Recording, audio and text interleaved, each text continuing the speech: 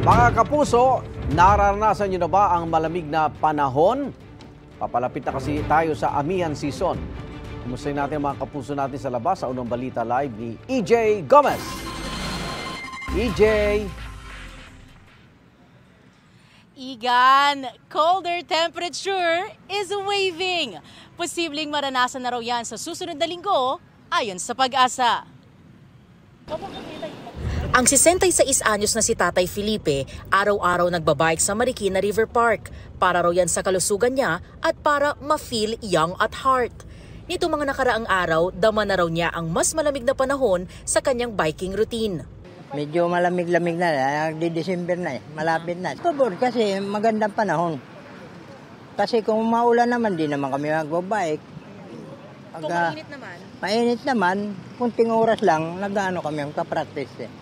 Feel na rin daw ng tindera ng buko na si Rhea ang colder weather these days. Kaya mainit na kape raw ang panangga niya sa lamig tuwing umaga. May hamog na siyang, tapos malamig na. Yung electric fan, bawas-bawas, number 2 na. Pag malapit ka talaga sa ilog, mararamdaman mo na yung lamig. Ayon naman sa Pag-asa, nasa transition period pa rin tayo papuntang amihan season matapos ang habagat. Ang amihan season sa bansa ay karaniwan daw nagsisimula sa ikalawang linggo ng Oktubre hanggang kalagitnaan ng Nobyembre.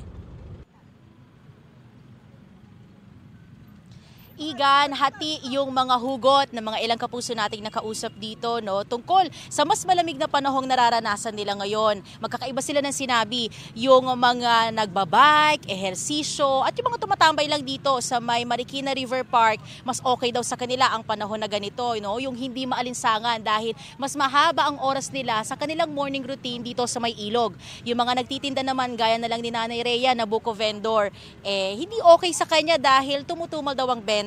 Wala naman daw kasi gaanong umiinom ng paninda niyang buko juice kapag malamig o maulan.